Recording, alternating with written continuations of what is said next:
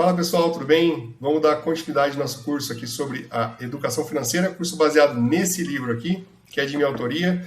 Agora a gente vai para o nosso capítulo 5, Inovação Tecnológica, Bitcoin e Criptomoedas. Vamos lá. Bom, primeiramente aqui é um contexto bastante importante que vale a pena a gente resgatar, como que os governos se financiam. Os governos se financiam através de impostos, né? Através de emissão de títulos de dívida, então pega um dinheiro agora para pagar no futuro, e também da impressão de moeda, né? De tempo em tempo esse modelo ele entra em colapso. Tudo isso afeta bastante a nossa vida, por isso é importante ter uma educação financeira para a gente aprender a nos proteger e proteger o nosso patrimônio. Bom, recapitulando também, né? Dois pontos importantes ao acordo de Bretton Woods, o que aconteceu. Então, até 1971 a gente tinha a quantidade de dinheiro limitada pela quantidade de ouro. E, então tinha uma relação entre a moeda impressa, né, a moeda que o governo cria e a quantidade de ouro que o governo tem em reserva. A partir de 1971, os governos passaram a emitir quantidades infinitas de dinheiro sem ter qualquer reserva em ouro, e isso causou uma série de problemas sociais e financeiros, né? E o outro ponto importante, o efeito Cantillon, as pessoas que recebem primeiro o dinheiro, elas têm uma vantagem muito grande de quem recebe esse mesmo dinheiro depois, né? Quem recebe dinheiro primeiro, recebe um dinheiro novo com o valor das coisas ainda no preço antigo, quem recebe isso aí no final fica pagando a conta desse aumento de preço e só ao final do processo tem um pequeno reajuste, uma pequena correção aí do seu salário, né? Como resolver esse ponto, né? A tecnologia veio ajudar a gente a resolver esse problema, né? Bom, esse cara aqui é o Everett Rogers, esse cara estudou bastante como funcionam as inovações e ele chegou nessa curva de difusão da inovação, ou curva de adoção das novas tecnologias. Então ele identificou que todas as inovações elas seguem uma curva muito parecida com essa aqui. Primeiro são inovadores, pessoas que estão empolgadas com a tecnologia, depois algumas outras pessoas, depois uma maioria inicial, depois uma maioria tardia, e depois os retardatários. Então a adoção da tecnologia ela segue aqui esse comportamento, e quando a gente acumula isso ao longo do tempo, vira essa curva S aqui, no formato de S, né? Então isso aqui é a teoria, mas quando a gente vê na prática também como que acontece, a gente tem aqui no Our World in Data como que é a curva de adoção de vários itens que estão no nosso dia a dia. Então, como é que foi a adoção da energia elétrica, do rádio, TV colorida, telefone celular, computador, internet, tal, tablet. A gente vê que todas basicamente seguem esse comportamento, né? Elas começam um pouquinho aqui, de repente elas sobem e elas vão se estabilizando perto aqui do 100%. Bom, e aí o seguinte, o Bitcoin, o que o Bitcoin veio, né? O Bitcoin, ele veio para resolver os problemas que a gente tinha em relação ao dinheiro.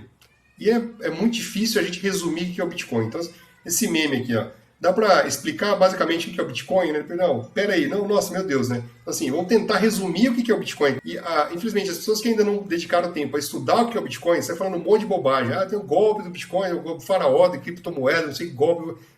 São pessoas que não estudaram, não entenderam suficientemente. Quem não estudou nada, fala, isso aqui é um golpe, né? É um scam, é um golpe, né? Estudou um pouquinho, o governo vai banir isso aí. Estudou 100 horas, né? É uma criptomoeda, né? Estudou 1000 horas, né? Nossa, vou ficar rico com esse negócio. Estudou 10.000 horas, ó, Bitcoin é a minha saída para a liberdade. Outro meme que eu gosto muito aqui, né?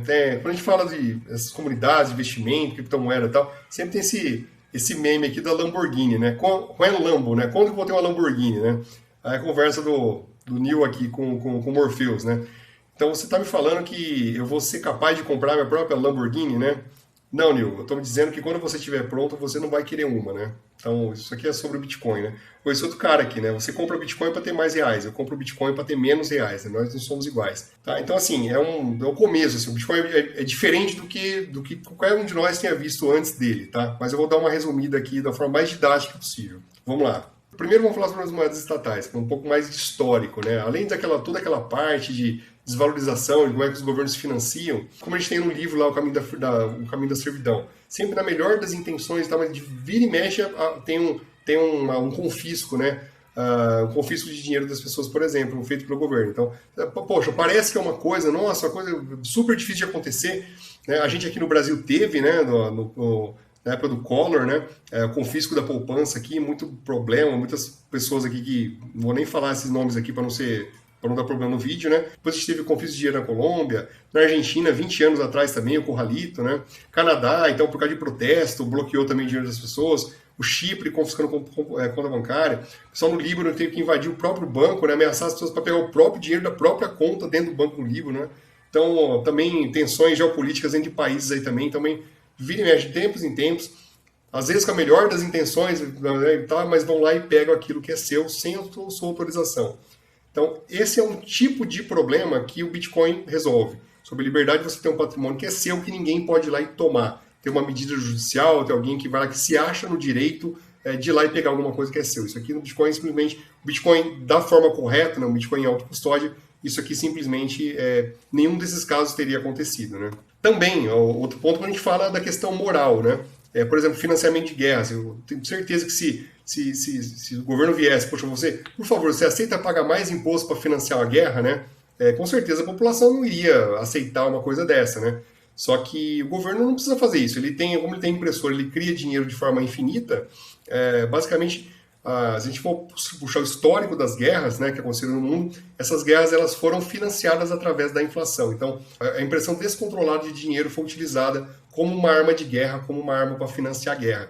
Então, a gente olha, por exemplo, desde a Revolução Francesa, né, o assignats, que era a moeda da França, a inflação inicial e a inflação final, então foi de 1% aqui para 13.000% no final. Então, impressão de dinheiro. Na Rússia, a Primeira Guerra Mundial, a Revolução Russa, né? O rublo saiu de 1% para 400%. Na Alemanha, a Primeira Guerra Mundial, né? Também o marco alemão, de 1 para 100%. E o pós-guerra, né? Depois da Guerra Mundial, teve lá a República de Weimar, né? Também o marco alemão, de 100% para 29.000% de inflação. Na Hungria, né, após a Segunda Guerra Mundial, também o pengo, né, saiu de 100% para 42 quadrilhões por cento de inflação, a moeda aqui, o pengo. Né? Estados Unidos, guerra do Vietnã, também o dólar americano, né, foi aqui de 0,5% para 11%.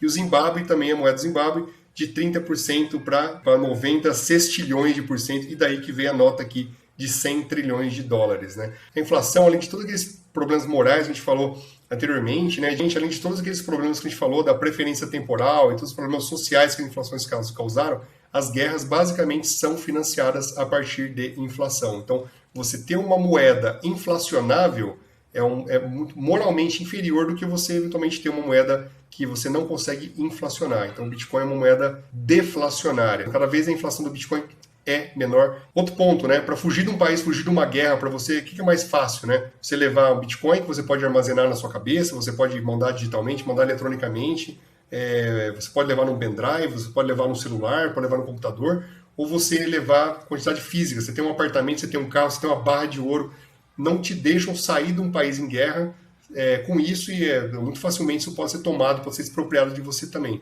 Então, a gente vê todos esses países aqui também que estão envolvidos em conflitos, eles acabam migrando aqui, né, para o Bitcoin ou para algumas criptomoedas como uma ferramenta até para sobrevivência e para proteger o seu patrimônio na saída do país que está em guerra. Né?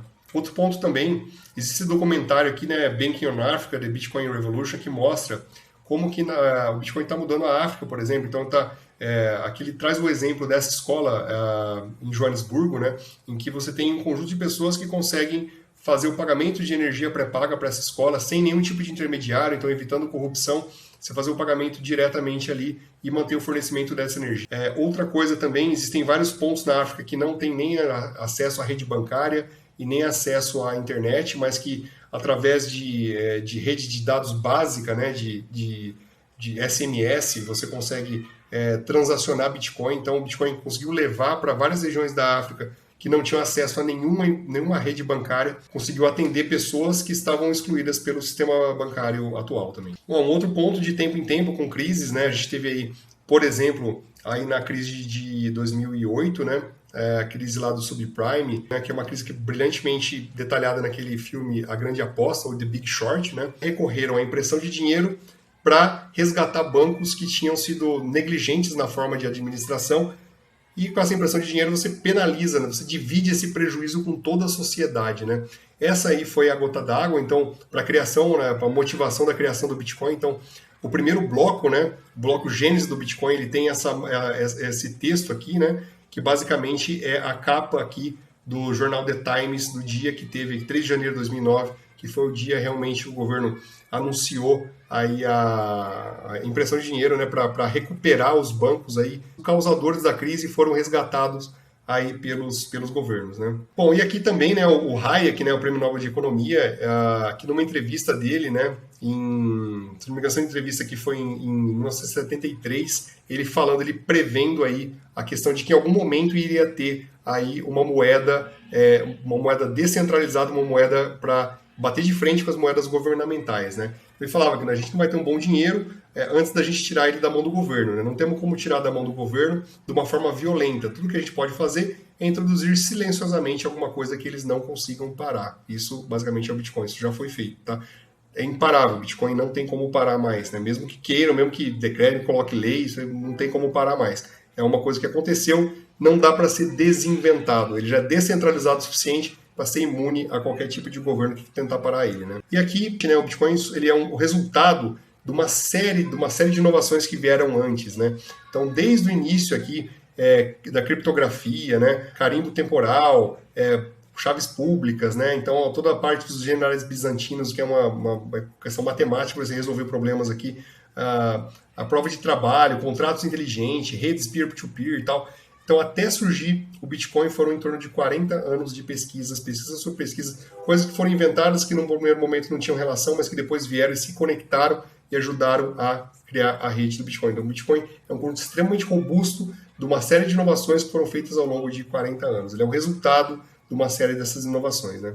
Bom, e falando mais aqui sobre a questão moral do Bitcoin, existe uma conversa brilhante do canal Bitcoinheiros com o Guilherme Bandeira, que é um cara inteligentíssimo, também um cara brilhante, falando sobre os aspectos morais, né? Então, poxa, mas por que Bitcoin tem valor, né? Porque ele resolve problemas. Que tipo de problema? Ele começa a falar uma série de coisas aqui também, né? Então, basicamente, né, ele é compatível aqui com a compatibilidade com a natureza humana, né? Então, ele leva em consideração incentivos, né, limitações humanas, né? Então, na moeda estatal, a gente tem especialistas, né, para definir as regras econômicas, né? Escassez, né, ele respeita a escassez natural dos recursos, né? Já a moeda estatal ignora a escassez, criando aqui inflação, né? Ele incentiva a produção energética em áreas remotas, né? Em locais onde tem um excedente de energia hoje que não é utilizado, que ia ser perdido, né? Incentiva a energia a ficar mais barata. O Bitcoin utiliza energia para mineração, então ele utiliza que essa energia que ia ser desperdiçada, ela seja utilizada, né? Já a moeda estatal não tem isso, né? Incentiva a poupança, né? Como a gente viu na questão da preferência temporal, então como ele tem, inerentemente ele tem uma alta preferência temporal, então ele incentiva a poupança, né? Enquanto moeda estatal é o consumo imediato, é mais estável e previsível, né? Já a moeda estatal, instabilidade econômica, imprevisível. Ele ajuda a proteger a riqueza aqui contra a entropia, né? Não tem intermediários nem risco de contraparte, então todas as regras do Bitcoin elas estão ali no protocolo que é aberto, que está descentralizado em vários computadores ao redor do mundo, então você não tem uma pessoa intermediária para garantir isso, como existem bancos, instituições bancárias aqui, por exemplo, que depende, que você mesmo quando vai fazer uma transação de A com B, eu vou comprar um pãozinho na esquina, eu tenho um banco que está intermediando essa negociação. Então, no Bitcoin não tem isso. Eu não tenho como intermediar um banco que pode falir e prejudicar o dinheiro que eu tenho depositado nele, por exemplo, né? Propriedade e mobilidade, então a gente consegue mudar de um país para o outro e de um local para o outro também, né? Fácil mobilidade, aqui é mais difícil a gente levar seu patrimônio de um país para o outro. Controle governamental, então ele está imune também, evita o controle excessivo aqui de governos. Aqui o governo tem um poder enorme sobre a moeda como que ele emitiu, né? No caso do Bitcoin, erros bancários não são pagos pela sociedade. No caso, quando a gente viu ali do Bitcoin, erro bancário é pago pela sociedade, então é impresso dinheiro para salvar o banco da falência. Inflação e desvalorização, o Bitcoin ele é protegido, poder de compra, né? Já a moeda estatal é desvalorização constante através de inflação. Reserva fracionária e também dos bancos, ele não tem reserva fracionária. No caso das moedas estatais, tem reserva, então o próprio banco também contribui com a inflação na medida que ele vai imprimindo mais moedas, né? E no caso de CBDCs, moedas de Banco Central, o Bitcoin não permite, né, esse controle governamental excessivo, já a moeda estatal permite justamente isso, né? Outro ponto aqui também, em relação à privacidade e liberdade, você tem uma maior privacidade e liberdade com o Bitcoin, com a moeda estatal não, né? Você tem ali o Pix, todas as transações que você fez são públicas, o governo tem acesso a tudo que você fez, melhoria da condição de vida, diferença entre sociedades, oportunidades, né?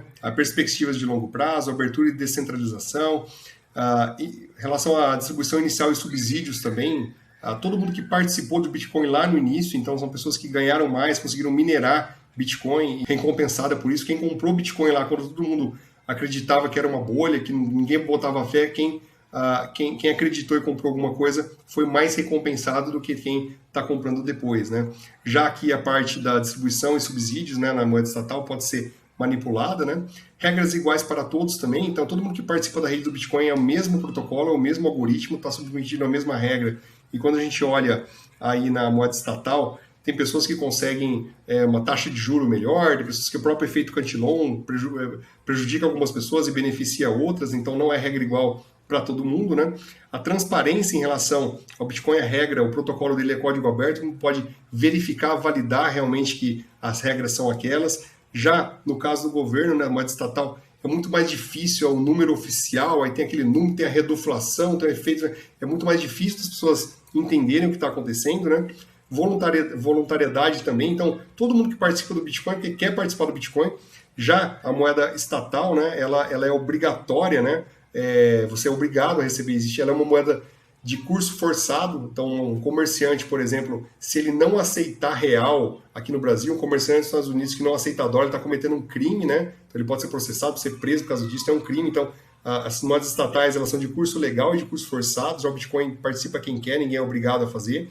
Prova criptográfica, então toda a transação no Bitcoin também é garantida por uma rede de criptografia, já isso não é aplicável em moeda estatal. Também ele traz a questão de responsabilidade individual, leis naturais e assim por diante. Então, assim, aqui é um resumo do resumo, pessoal. Quando a gente aprofunda nas qualidades, as características do Bitcoin, são inúmeras em comparação com a moeda estatal, que a gente fala que é a moeda fiat, né? Fiat vem de um termo latim, que faça-se, né? Fiat lux, faça-se a luz, que basicamente assim é feito algo que é criado a partir do nada, né? Então uma moeda estatal, uma moeda fiat, ela é criada a partir do nada. O Bitcoin tem toda uma série de regras para determinar, né? Esses itens fica muito mais fácil a gente ver e concluir quão moralmente superior é o Bitcoin do que quando a gente compara ele com a moeda estatal. Comparando aqui então, né, em relação às características aristotélicas aqui do dinheiro, né?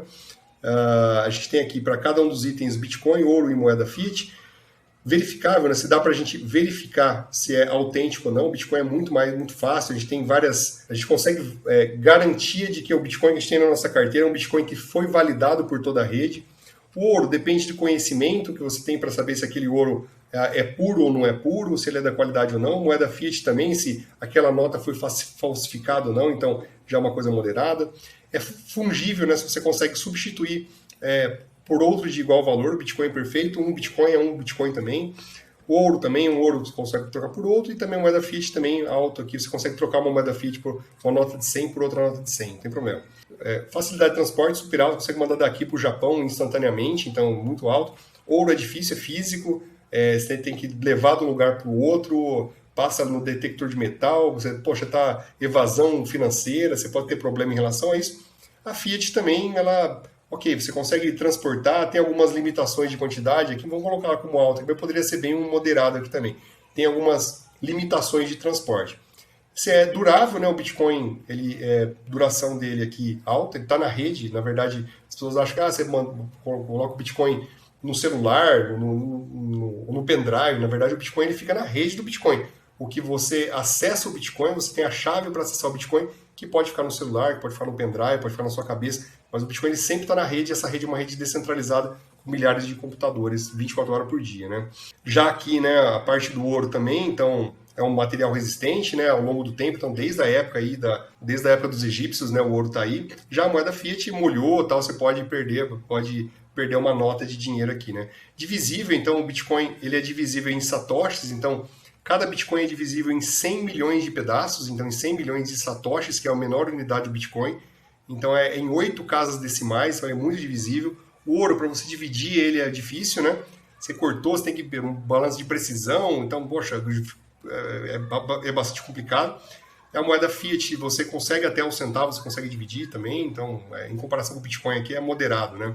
Escasso, né? Difícil de falsificar, introduzir de novas unidades. O Bitcoin super escasso, é a coisa mais escassa que existe, que foi inventada até agora. O ouro é moderado, depende de conhecimento para saber se aquele ouro é verdadeiro ou não, né? E moeda fiat é muito fácil de você falsificar, é muito fácil você acabar com a escassez da moeda fiat também, né? Imprimir novas moedas e acabar com a escassez dela. tem o histórico estabelecido. Esse é o ponto baixo aqui, o ponto ruim do Bitcoin. Ele é uma tecnologia recente, né? O ouro se provou ao longo do tempo, mas a moeda fiat é uma invenção que veio depois do metal precioso, né? Por isso que ele está como moderado aqui. Resistência à censura, então você ser proibido de usar seu próprio dinheiro, então o Bitcoin é impossível, esse ponto, se você tiver em autocustódia é impossível. O ouro, eventualmente, você pode ser bloqueado como os Estados Unidos fez o bloqueio de ouro uma vez, né? Então, ou quem tem ouro na Venezuela não consegue deixar o país levando o ouro também, então é moderado, né? Também. E já a moeda fiat a gente viu ali, já teve confisco, já teve vários problemas ali, então é um aspecto ruim, né? Custo de falsificação elevado, então o Bitcoin você não tem como criar outro. Se você cria, entre aspas, outro, ele não vai ser aceito pela rede. A rede, conforme ela minera, como ela cria Bitcoins, é um consenso ali que aconteceu entre a rede, então basicamente você consegue atestar a qualidade e a unicidade a origem daquele Bitcoin, né? O ouro também é difícil, você até pode ter um ouro aí, você diminuir um pouco a pureza dele, mas é muito difícil. E a moeda fiat, o custo de falsificação dela até é baixo, né? Vira e mexe aparecem notícias de pessoas com notas falsas e tal, né? Bom, se ele dá para você gerar contratos inteligentes aqui também através do Bitcoin, não dá para fazer no ouro, não dá para fazer na moeda fiat. Se é descentralizado, não depende de ninguém, nenhuma autoridade central, o Bitcoin tem. O ouro, né? O ouro ele tem empresas que cuidam que uma vez que o ouro é minerado, dá para você comprar e vender, mas com uma certa limitação. Empresas que mineram também são limitadas e a moeda fiat baixa a descentralização. O problema aqui é a aceitação e liquidez, né? Então o Bitcoin ele está indo aqui do baixa para o moderado, então ele está se estabelecendo, ele é muito novo ainda, né? Tem muita gente que é muito cético em relação a ele. O ouro também, mas também mais gente acredita no ouro, mas receber o ouro como meio de pagamento ainda está muito começando, né? Já a Fiat é o ponto chave aqui, o ponto forte, né? Agora, mesmo que a aceitação, né, a liquidez aqui, né? Ouro, apesar de não ter sido ao longo do tempo bem receber ouro como meio de pagamento, se fosse para 30 anos atrás ter recebido ouro como pagamento para venda de uma casa, um carro, por exemplo, seria ter sido muito, muito melhor, teria mantido muito mais o seu valor do que receber em reais aqui, por exemplo. Bom, quem que foi o cara que inventou o Bitcoin, né? Quem inventou foi Satoshi Nakamoto. E quem que é Satoshi Nakamoto, ninguém sabe, né? Pode ter sido aqui o Ralph Finney, que é um cara manjava muito de criptografia, foi o primeiro a receber uma transação do Bitcoin. Eu particularmente acho que foi esse cara aqui. Pode ter sido Nick Szabo, que era um cara que é muito bom de criptografia, que criou uma coisa parecida, que era o BitGold. O Adam Beck, né, que criou o conceito de prova de trabalho também. O Dora Nakamoto, vira e mexe, você pode digitar Satoshi Nakamoto e encontrar a foto desse cara, mas é um meme, né, um engenheiro e tal, mas por causa do sobrenome, né, Satoshi Nakamoto, então essa cara dele aqui virou icônica, né, virou um meme pronto aqui. O Eidai também fez o B-Money, né, que tem similaridades com o Bitcoin, então ele inventou o B-Money, mas basicamente algumas pessoas acreditam que devido a essa similaridade podia ter sido ele, né, e com certeza não é esse cara aqui. Esse cara é o único que fala que eu sou, é o único que fala que é esse cara, esse com certeza não é, né? Que é o Craig Wright, né? Que ele reivindica, mas ele nunca aprovou. Basicamente, esse cara que é fama, né? Então, Satoshi é um cara desconhecido, então tá um busto, a estátua de Satoshi aqui na Hungria, ninguém sabe quem é. E essa é uma das qualidades, porque no momento que descobrir quem é o Satoshi, basicamente, né? Vão querer acabar com a vida desse cara para querer prejudicar o Bitcoin, e por isso que eu acho que o fato de ser uma pessoa anônima é uma das fortalezas, o fato de não ter um dono, né, descentralizado, é uma das fortalezas. E mesmo que aparecesse o dono, né? Eu que fiz o Bitcoin, eu quero parar. Não consegue, porque hoje ele está descentralizado. Tem uma rede enorme rodando isso. Mesmo quem inventou, se quiser desinventar, não iria conseguir. Não tem como parar a rede, não tem como mudar o que está lá rodando no computador de milhares de pessoas ao longo do mundo, né? Bom, comparando aí, né, então, o Bitcoin, né, com as moedas estatais também, existe um conceito importante chamado trilema das blockchains, né? Então, quando a gente fala do Bitcoin, fala da blockchain é uma cadeia de blocos, uma sequência de informações que são encadeadas aí ao longo da rede, e isso confere a ele essa característica de descentralização. E esse trilema basicamente tem 3 aspectos, né? Descentralização, segurança e escalabilidade. Então, esse trilema você não consegue ter as 3 coisas ao mesmo tempo.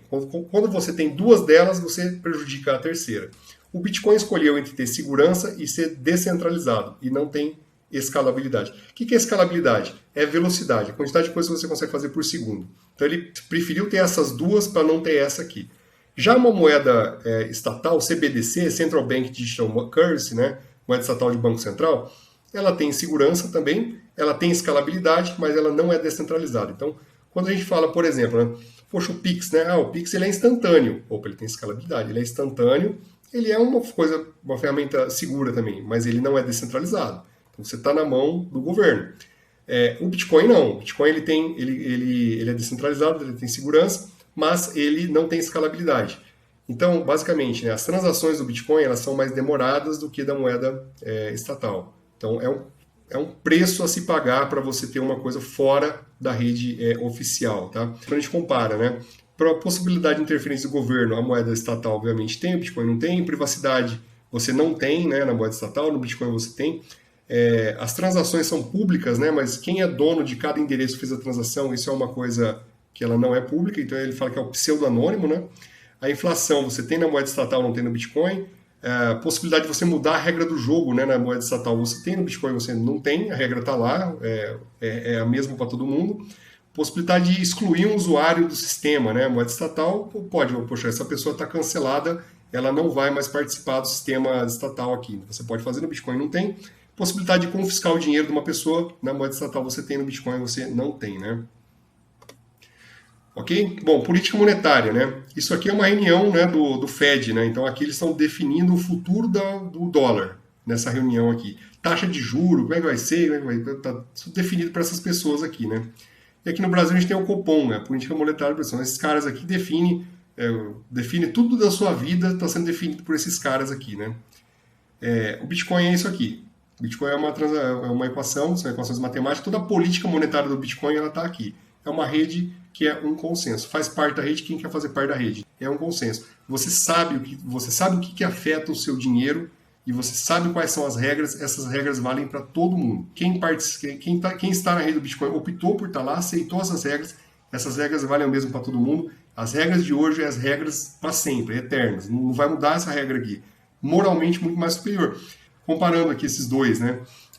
Qual é mais previsível, confiável, racional, sem interesse político, sem agenda oculta, né? Basicamente aqui a gente consegue ter muito mais previsibilidade do que aqui. Aqui são essas pessoas, o que passa na cabeça dessas pessoas aqui, só ela sabe, e isso afeta diretamente a sua vida aí, né? Bom, o que é mineração, né? Um pouco de mineração. Mineração do ouro, por exemplo, é você produzir, é o processo de produção do ouro, né? Mineração do Bitcoin, basicamente, é o processo de produção do Bitcoin. Tem desde grandes fazendas aqui de mineração até computador. No começo, né, quando o Bitcoin estava começando, pequenos computadores você conseguia fazer mineração usando computadores. Hoje você precisa de computadores maiores e você pode ter fazendas, né? Quanto mais você contribui para a rede, mais são os seus incentivos, né? É muito comum falar que o Bitcoin gasta muita energia.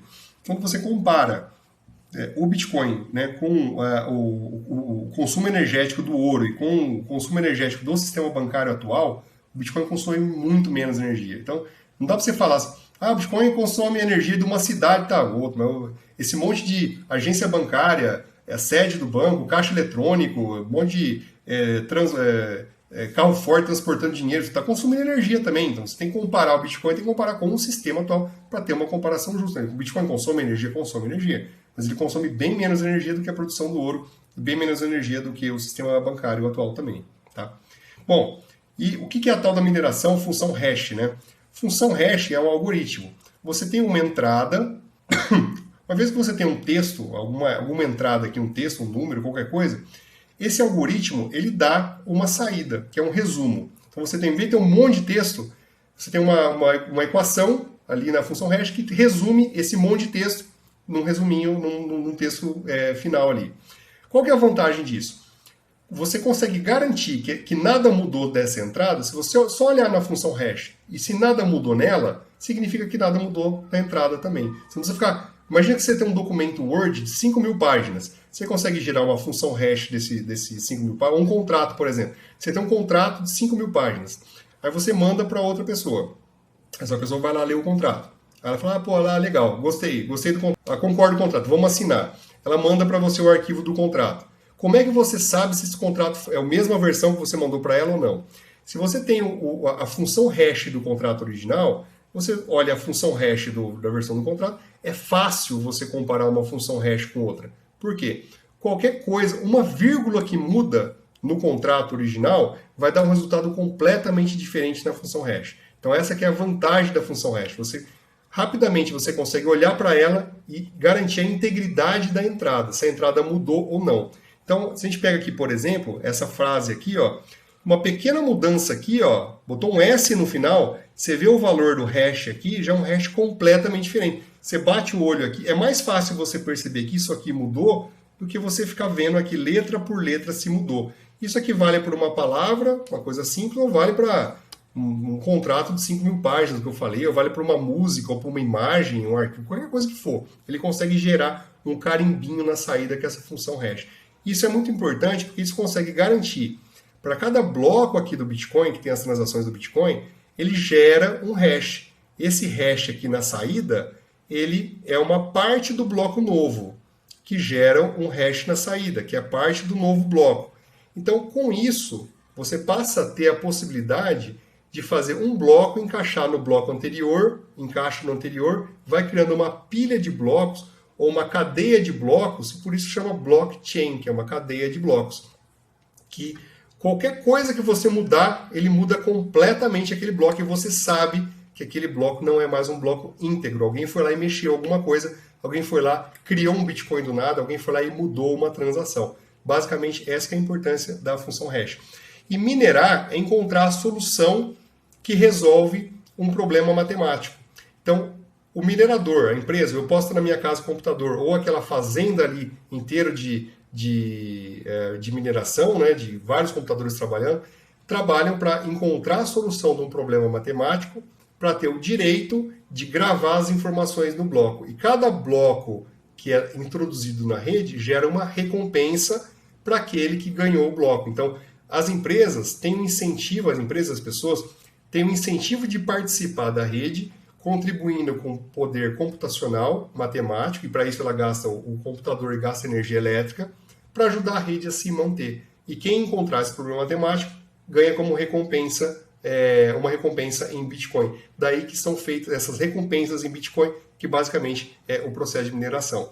Então a gente vai vendo aqui que a mineração do Bitcoin, cada vez essa recompensa ela vai sendo reduzida.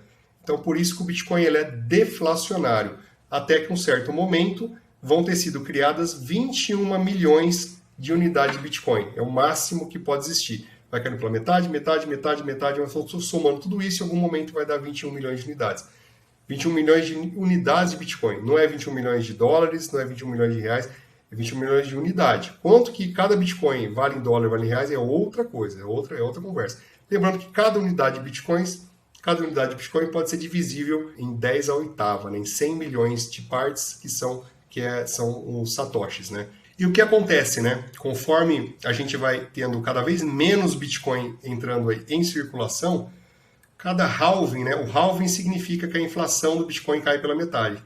A gente passa a ter um aumento do preço em dólar, olhando aqui o aumento do preço em dólar, em reais, em qualquer moeda, né? Que ele vai ficando mais escasso. Lembrando que o que forma o preço de qualquer coisa é a lei da oferta e da demanda. Geralmente, uma grande parte da demanda de venda dos bitcoins vem dos mineradores. Eles mineraram bitcoins, ganharam aquele bitcoin validando as transações, eles vão vender esses bitcoins para pagar os custos dele de operação e por salário, as coisas, e ter algum lucro com isso. Então, os principais vendedores são mineradores. A cada halving, você tem menos bitcoins sendo vendido, metade dos bitcoins sendo vendido pelos mineradores.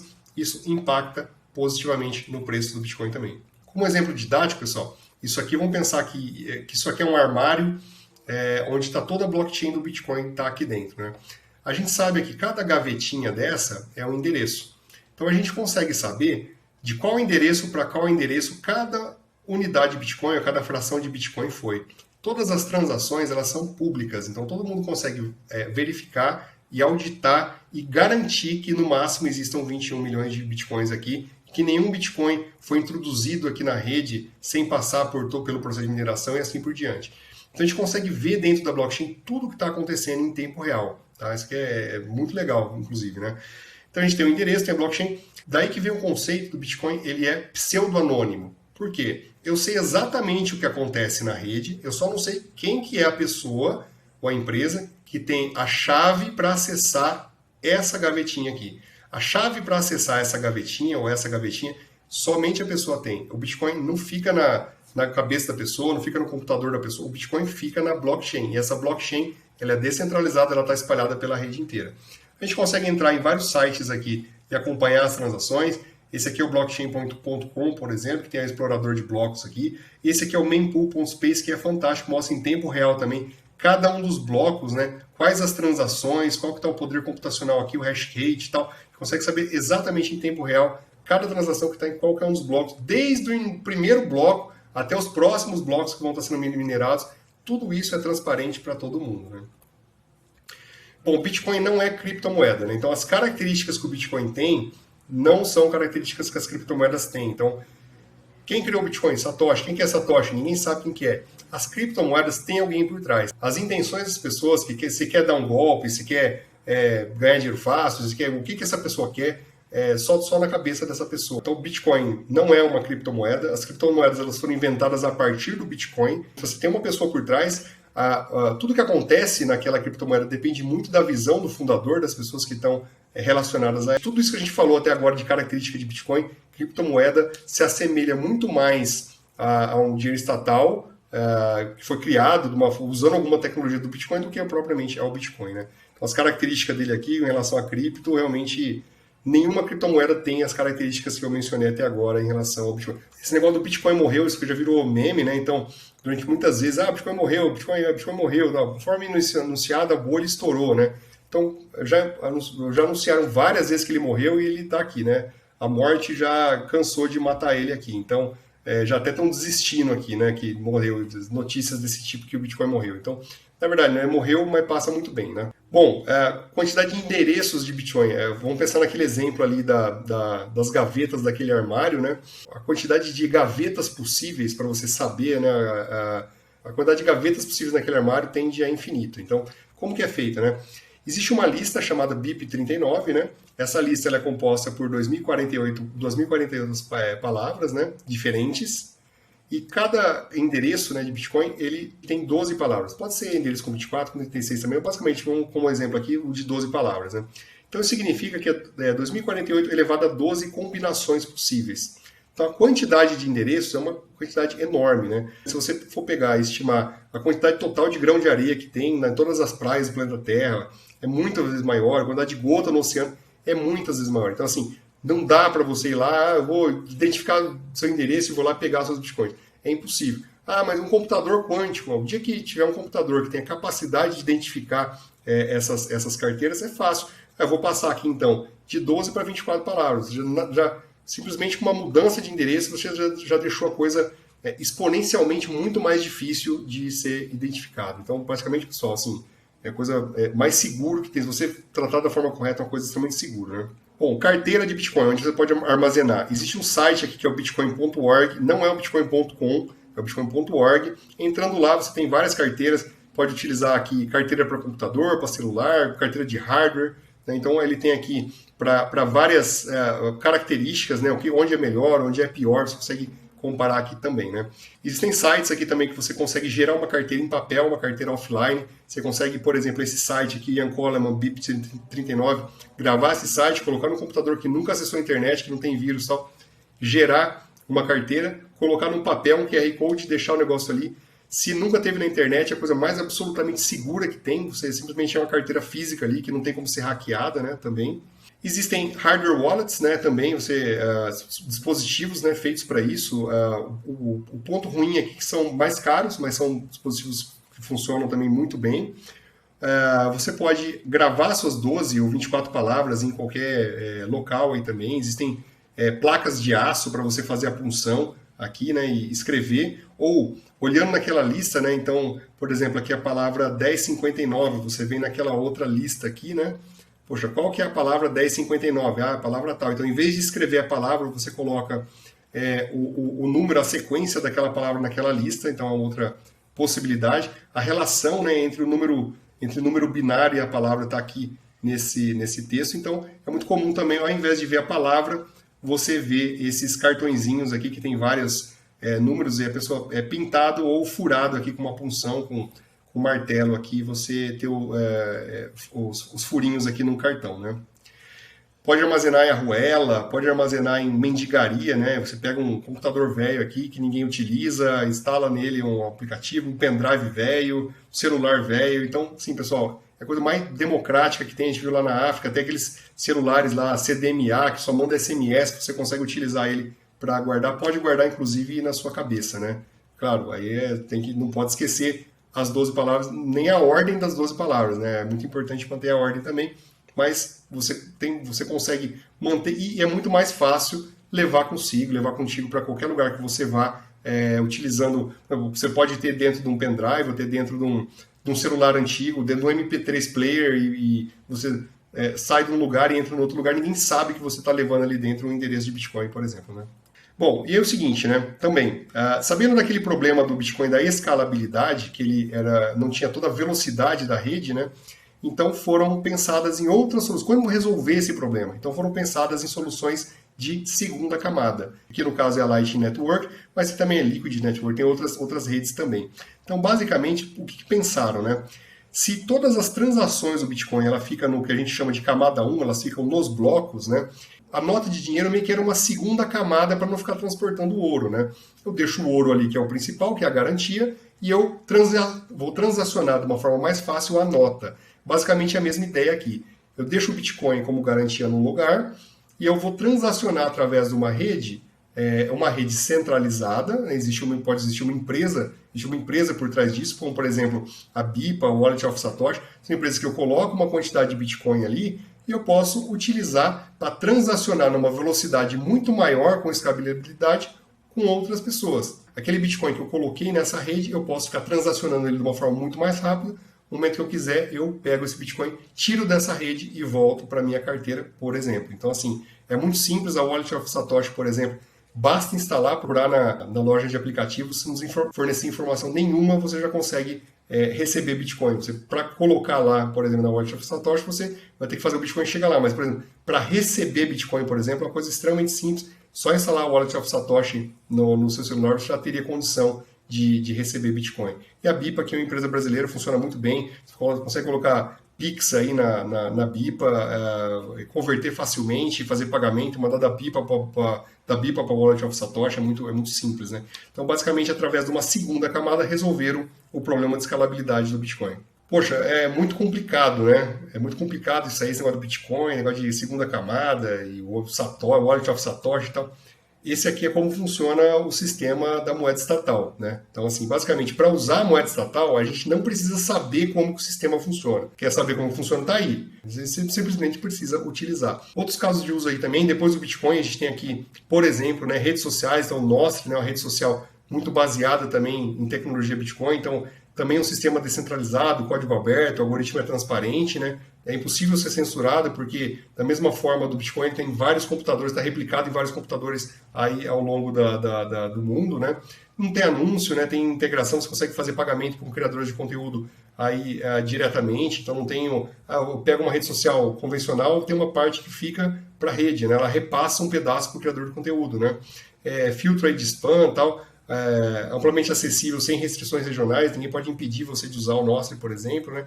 Uma comunidade autônoma e independente de pessoas que trabalham produzindo aí, né, o Nostr, né? Suporte diversas mídias sem restrição. Nostr não é um programa, ele é um protocolo, e você tem os programas que são desenvolvidos aí utilizando o protocolo. Então tem, por exemplo, aqui o Amethyst, né, que funciona para Android, o Damos para o iOS, o Snort para a web. Então, vários aplicativos que são desenvolvidos usando esse protocolo, e esses aplicativos conversam entre si tranquilamente. Okay? Tem outro também, que é aqui o supersats.tv, então também você consegue fazer pagamentos, né, fazer contribuições, doações para criadores de conteúdo sem qualquer tipo de restrição ou censura. Né? Bom, estimativas de modelo de preço também do Bitcoin. Existe esse cara aqui que é o Plan B, né, ele fez aqui o modelo Stock to Flow. Basicamente, ele aplicou para o Bitcoin a mesma relação matemática de fluxo e estoque, né, que é utilizado para precificar qual seria o preço justo do ouro, da prata. Ele compara o custo da mineração, a inflação atual, com quanto que já tem no mercado e tal, e ele conseguiu, com isso, nessa linha preta aqui, fazer uma precificação do valor justo, né? Aqui o que a gente vê em colorido, né, qual que é o valor real do Bitcoin. A gente vê que realmente o modelo matemático que ele previu é um modelo bastante assertivo, então é um modelo de todos, é um modelo que eu acredito que funciona melhor. Claro, oscila para cima, oscila para baixo, né, em relação a esse modelo matemático, mas tinha uma correlação muito grande. Ninguém sabe quem é ele, o cara é um gênio, né? E aqui a equação, né, do Stock to Flow, vamos entender, só o gráfico aqui fica mais didático, né? Aqui o Rainbow Chart Price Indicator também, a gente vê zonas de compra, zonas de venda, zonas de preço justo do Bitcoin, também vem respeitando matematicamente esses pontos aqui do plano B, né? Bom, o Stock to FOMO é um outro modelo, aqui é um modelo extremamente mais otimista, né? Quando a gente olha aqui, que ele basicamente ele prevê uma hiperbitcoinização, quando a gente vê aqui, que é o subir para infinito, né?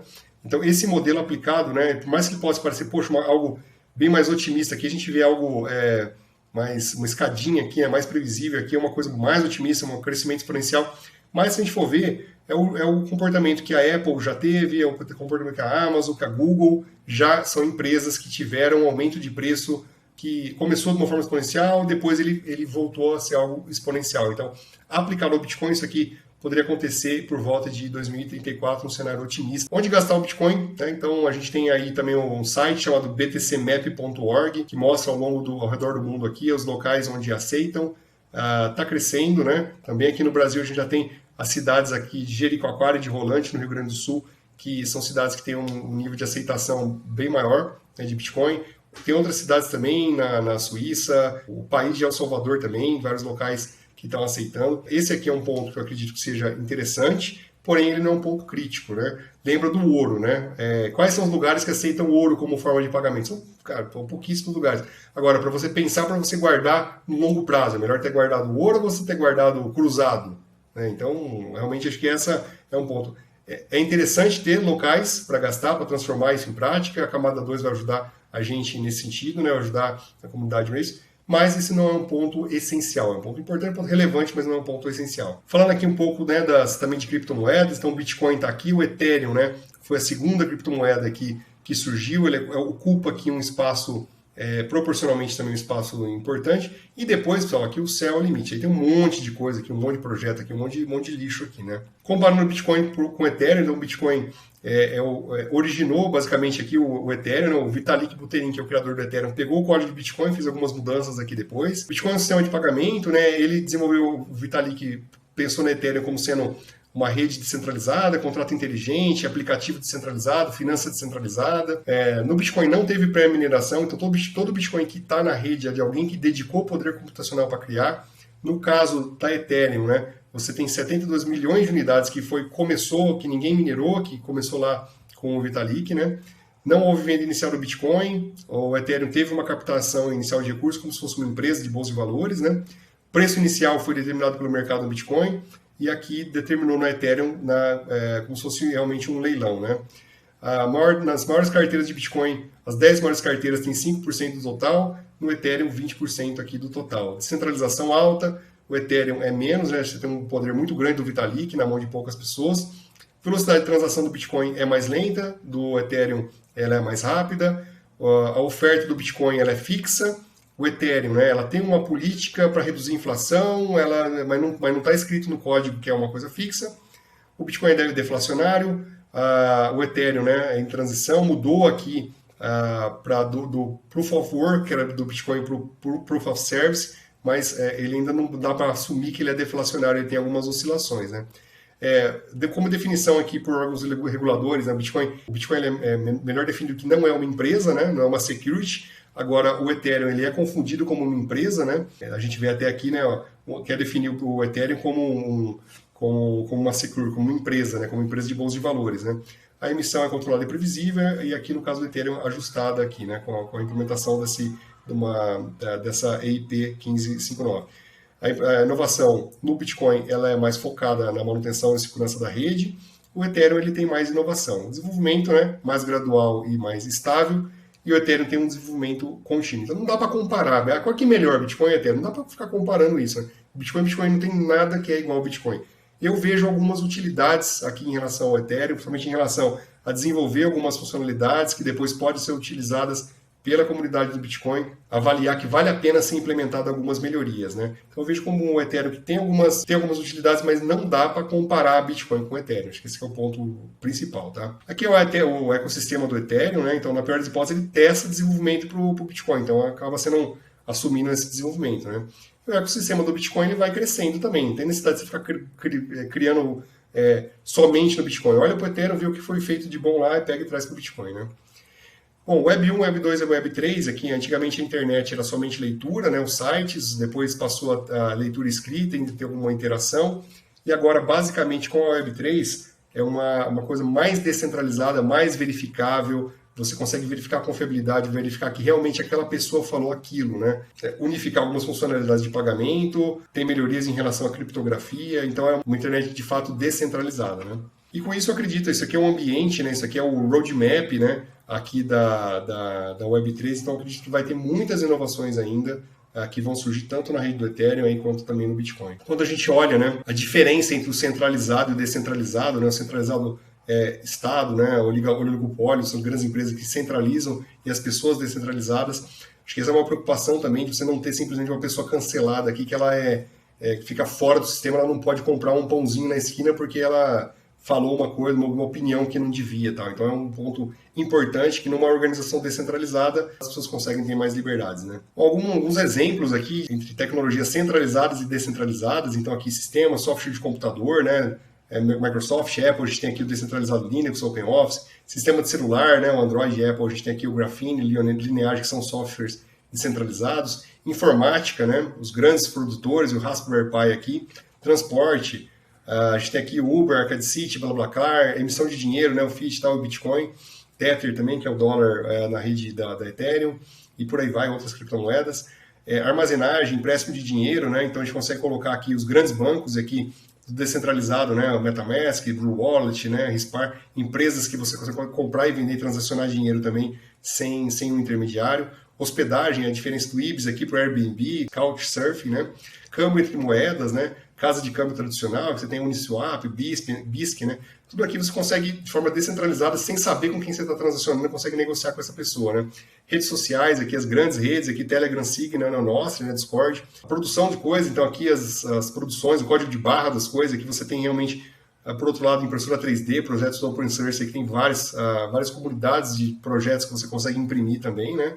Ou fabricar, tutoriais para fabricação, comerciais, as lojas, aqui a OLX, né, feira, grupo de desapego, né, a qualidade de estabelecimento, né, então antigamente vigilância sanitária, alvará, tal, hoje você tem aqui a avaliação de outros clientes, é uma forma descentralizada, responsabilidade social, você tem aqui os tradicionais do governo, depois tem o Patreon, Apoia-se, Catarse, Vaquinha, as igrejas, né, também como forma descentralizada, as empresas, né, cada vez mais saindo de hierarquias convencionais para modelos que são baseadas em regras autônomas, né?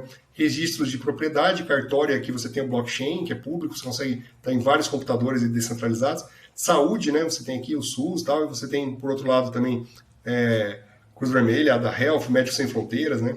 Armazenamento, as grandes empresas aqui, por outro lado, você tem Storage, Filecoin, educação, né, estatal, tal. Você tem Learn Café, Code Academy, Khan Academy, Justiça, o Judiciário Estatal, você pode ter a Internet Arbitration, Justiça Desportiva, uma justiça privada, por exemplo, funciona muito bem. Privacidade, liberdade de expressão, aqui é o padrão estatal, e você tem também o Telegraph, né, o Tor Browser, o Tail Linux e assim por diante. Então, assim, existem... É só a questão, pessoal, de ir atrás, de entender, porque para muito do que a gente hoje está acostumado aqui a grandes empresas, né, você tem alternativas que você realmente tem uma qualidade muito melhor em termos de open source, você sabe que software de código aberto, você sabe exatamente quais são as regras. Aqui outros exemplos também de aplicativos open source, então quanto mais eu posso usar disso aqui do que depender de grandes corporações, aqui eu também acabo migrando aqui para esse lado, né. Aqui outras aplicações, por exemplo, aqui quando a gente fala de tokens em NFT, então, algumas utilidades práticas aqui, né? Por exemplo, uma idosa que comprou 20% do apartamento, o apartamento ele foi dividido em várias partes aqui, como uma NFT, uma idosa conseguiu comprar uma parte do apartamento e receber os aluguéis proporcionalmente ao valor da quantidade de NFTs que ela tinha, né? Ou aqui, né, pessoas que se juntaram para comprar a cópia da Constituição Americana, né? Ou aqui se juntaram também para comprar aqui um exemplar único, né, de um CD um músico que tinha feito um único CD e conseguiram juntar as pessoas e comprar, e depois distribuir o acesso a isso baseado na quantidade de tokens que as pessoas têm. Bom, o negócio de outras criptos, pessoal, isso aqui realmente é algo que tem que tratar com muito cuidado, né? Aqui um post aqui do Renato 38, então, de 8 mil altcoins aqui, é muito poucas aquelas que bate o Bitcoin em termos de valorização financeira em dólar, em real. A grande maioria vira pó, outras, as que sobrevivem, perde aí quase 100% do valor. Então, a chance de você ter uma valorização maior do que o Bitcoin é muito pequena. Então, realmente, uma outra cripto que está vendo, um amigo meu falou, uma coisa revolucionária, realmente, pessoal, não vale a pena. Memecoin, né? Uma coisa que está muito mais barato, né? Lembra aquela comparação das ações. Mas já você comparar o valor, isso aqui, geralmente é muito fácil você ver aqui uma porcaria de uma memecoin que custa 0,000. Com R$ 1 eu comprei 1 milhão dessa moeda aqui. Um dia que ela valer R$ 1, cara, isso não existe, né? Porque realmente, às vezes, o dia que uma unidade dessa moeda valer R$ 1, valer $1 ou valer um Bitcoin, isso é mais do que todo o dinheiro que existe no mundo, né? Então a chance disso acontecer realmente não existe, né?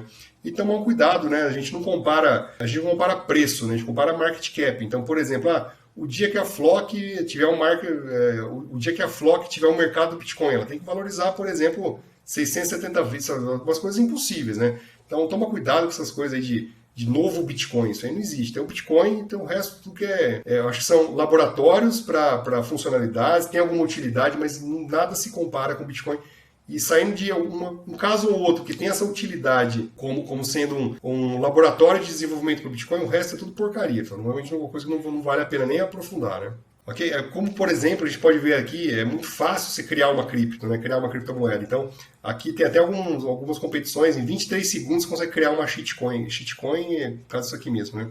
Então, speedrun, em 27 segundos o cara criou uma aqui, a outra em 23 segundos, né?